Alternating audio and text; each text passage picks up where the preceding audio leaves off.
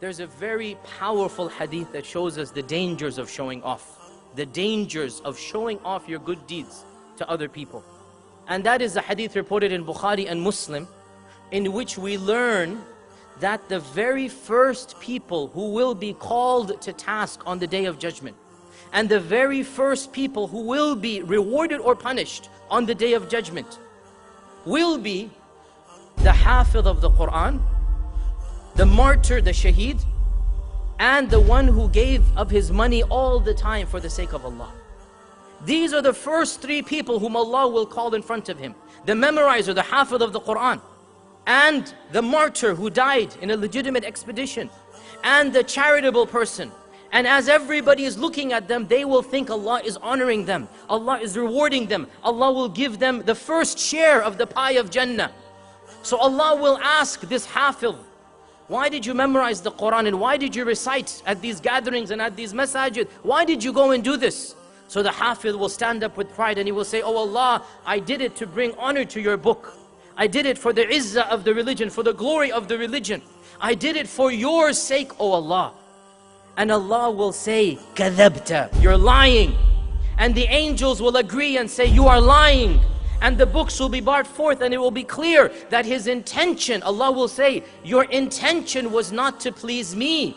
You recited the Quran so that people would call you Qari, Hafiz, Sheikh, and they did. So get your reward from them. And then the second person, the martyr, the one who waged a legitimate expedition and he gave his life for the cause of Allah subhanahu wa ta'ala. He will be asked, why did you spend your life in the way of Allah? And the man will say, because I wanted to bring help to the religion.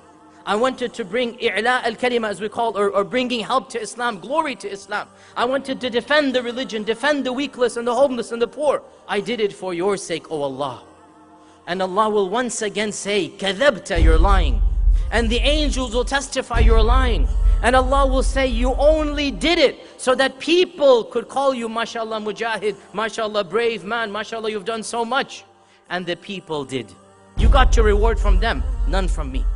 And the same with the third person, that he will say, I gave of my money to be a generous person for your religion. And Allah will say, kadhabta, you're lying. And the angels will agree and say, you are lying. And Allah will say, you only did it so that you could be known in the community, so that people would call you generous. And that is exactly what they did. You got your reward from them, none from me. And then Allah will punish these three in front of all of the creation, and they will be the very first people to enter the fire of hell, wal-iyadu billah. And Abu Hurairah was listening to this hadith, and the Prophet ﷺ tapped his knee and he said, Ya Abu Hurairah, these are the first three people who will taste the fire of hell.